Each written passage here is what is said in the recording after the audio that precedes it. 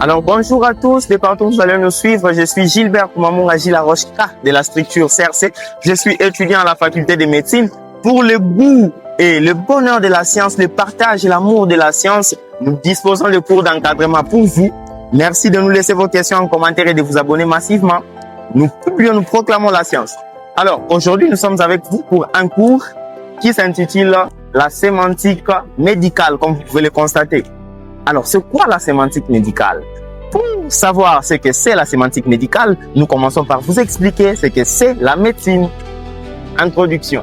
La médecine. Que c'est une médecine? La médecine étant une école, elle a une discipline, elle a donc des règles et des rigueurs dont il faudra respecter pour rester sur sa ligne disciplinaire et sur son domaine. La médecine est une école.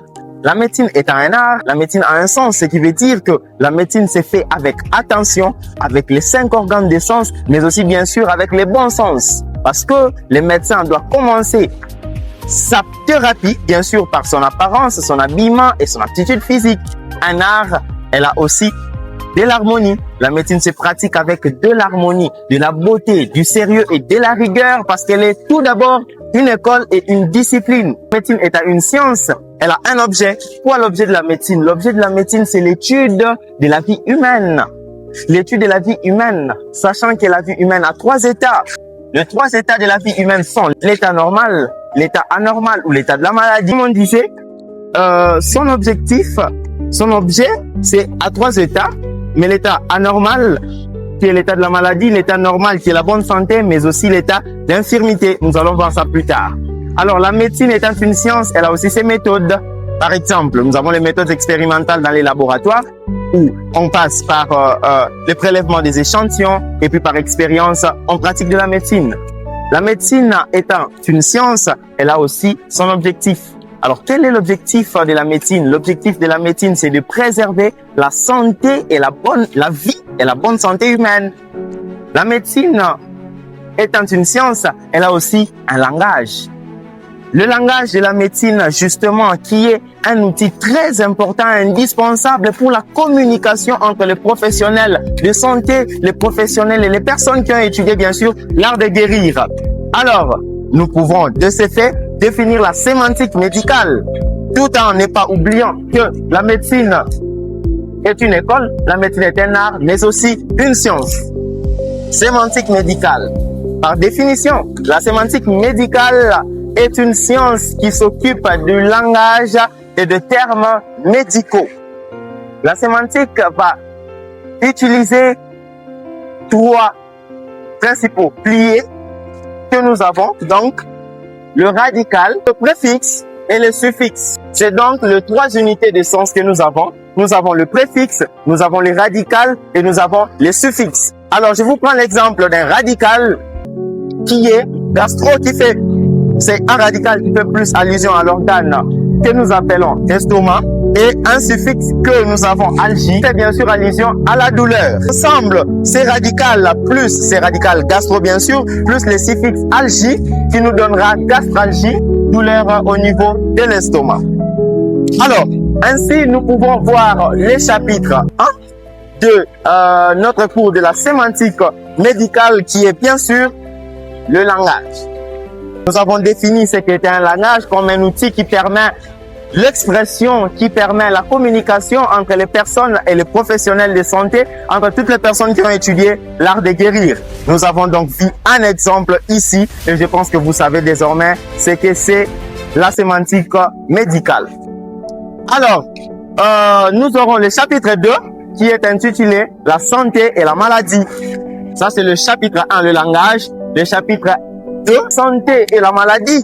Selon la définition de 1949, l'OMS nous définit la santé comme l'état de parfait bien-être physique, le parfait bien-être mental, mais aussi le parfait bien-être social dans notre façon de vivre.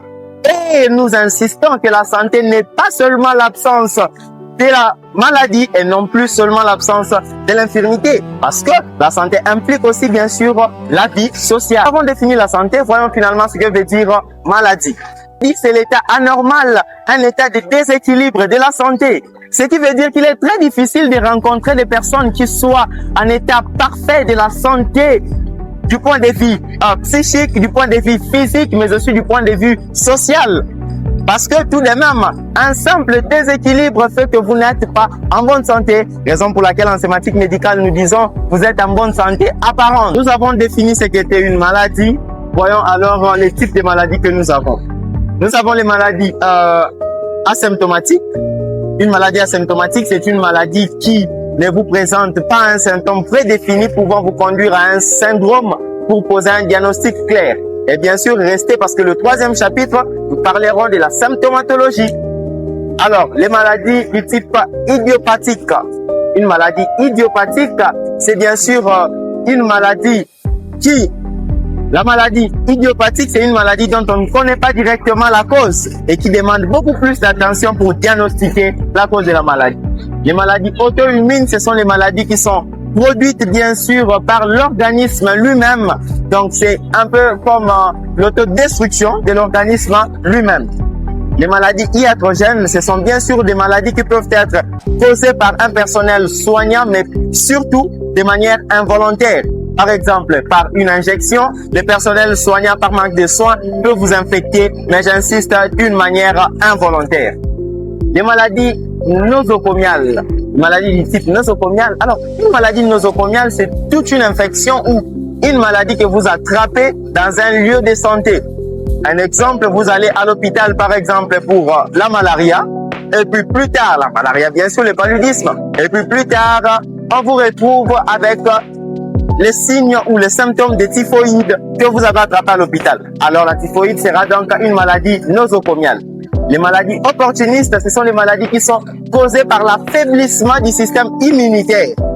Alors, les maladies professionnelles, ce sont toutes les maladies que vous pouvez attraper, par exemple, dans votre lieu de profession. Prenons l'exemple des ingénieurs dans un chantier de construction où il y a beaucoup de poussière, comme nous pouvons toujours le constater. Ils peuvent bien sûr développer des infections pulmonaires et en être gravement malades. Alors, les maladies du type zoonose. Une maladie zoonose, comme nous pouvons le savoir, zoonose. La zoologie, la science qui étudie bien sûr les animaux. Alors, une maladie du type zoonose, c'est une maladie que l'on peut attraper, par exemple, des animaux. Alors, évitez donc tout contact avec les animaux. Merci. Alors, c'était la structure CRC. Devant vous, c'était Gilles Larochka, étudiant à la faculté de médecine. Je vous invite à rester branchés pour le chapitre 3 où nous parlerons de la symptomatologie. Et puis, bien sûr, merci de nous laisser vos questions en commentaire.